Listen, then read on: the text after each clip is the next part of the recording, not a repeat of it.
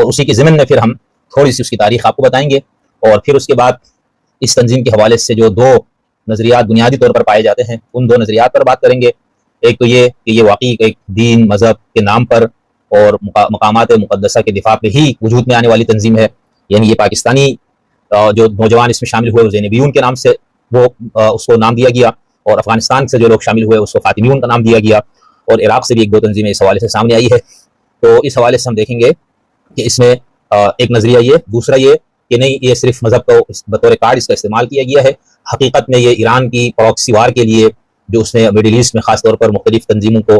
की सरपरस्ती ईरान करता है, ये उसी तरह की एक तंजीम है, और मकामात मुक़द्दसा की हिफाजत महज ये नारा था और हकीकत में कुछ और है। तो ये दो बुनियादी नज़रियात पर थोड़ी बात करेंगे, और उसमें उसके साथ ही फिर हम ये देखेंगे कि जो इस तंजीम की हिमायत करने वाले या जो इसके हामी लोग हैं, जो इसकी मसलक की बुनियाद पर हिमायत करते हैं खास तौर पर या मजहबी